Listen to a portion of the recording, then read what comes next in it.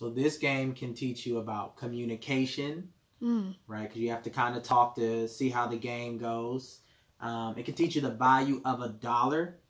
That's really good for kids so that they can understand that things have a cost. So the bigger the brand, probably the more expensive it is. It can teach you about investing. So depending on the property that you buy early on or the property that you buy later, right, there could be a different cost. And associated with that cost means how much money you'll get each time, right? So do you want to buy properties early that are typically cheaper? Or do you want to wait and see if you can get the more expensive properties? Another thing it can teach you is fun. Money can be fun, right? We can have fun with increasing our brand or increasing our investments. We can laugh about the winner versus the people that don't win because this is a family game. So when you get a chance, play this game with your family. If you don't have Monopoly Empire, you can go and get the old school Monopoly and take it back to the old school. But again, this is a great way while you're sitting in the house isolated with your lovely kids that you can start to teach them about money. That's a good idea. See you later. Yeah.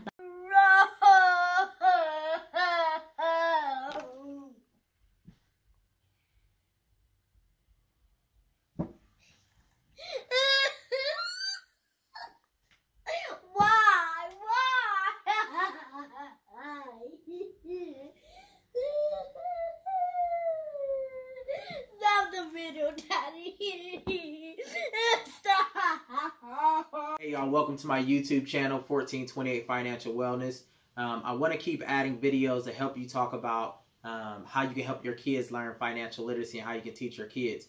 One of the great ways is an old school game. Y'all know we all grew up on Monopoly, but here is Monopoly Empire. This is a new school game that teaches you not only property, but brands, right? We want our kids to become owners and we want them to learn how to invest. So let me quickly explain Monopoly Empire for you. So what you have is you have these towers, right? So you want to make sure that you have as many towers as you have players. So you put them up on the board.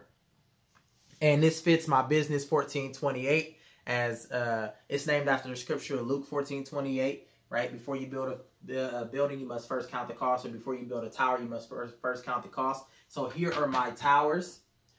So in order to play this game, you have to first add all the brands. So here are a few brands that you add to the tables. You line it up just like color by color, like the old Monopoly. You'll have chance cards, right? Here are your chance cards. Here's an example of one. It's casino night. Let's see what happens.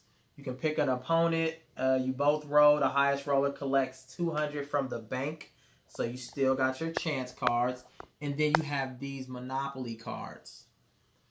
These Monopoly cards. The one interesting thing about this game is you don't go bankrupt. So if you're playing and y'all implement some bankrupt rules, that's wrong. You don't go bankrupt in this game.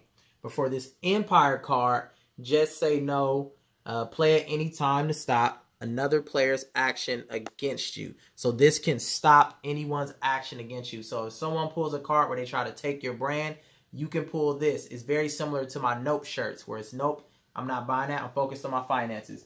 But back to the game. So essentially, instead of having a lot of different $1 bills, $10 bills, you just have your 50, your 100, and then your $500 bills as well, right?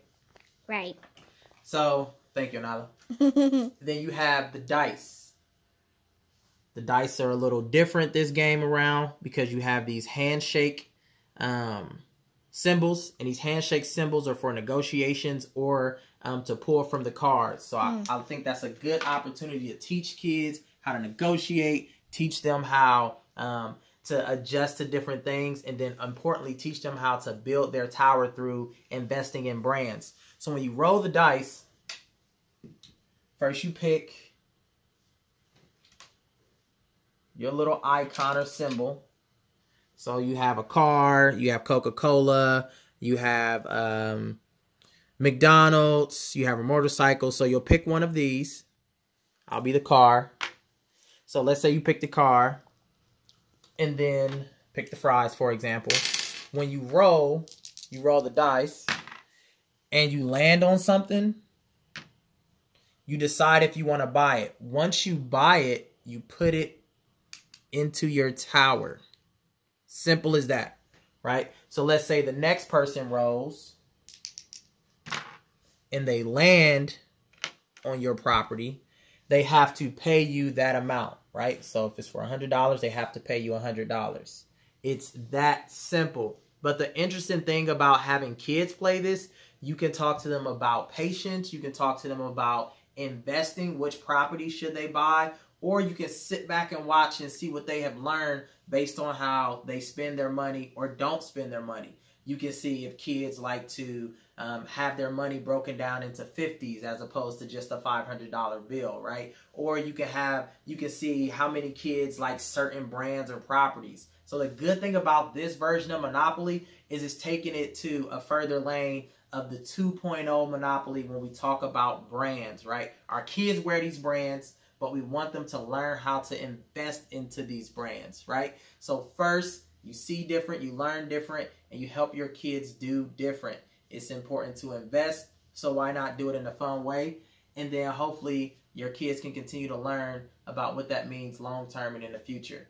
Thank you for subscribing to my channel. I'm going to be putting out more videos. If you have any questions, make sure you add some comments. Peace. Out. And one way to win this game is once your tower is built all the way to the top. Let's show what this looks like. Yeah. You built your tower. Good. Once your tower is all the way up to the top, you won. Now don't rub it in your kids' face, and if your kids win, let them rub it in your face. But that's how you win the game.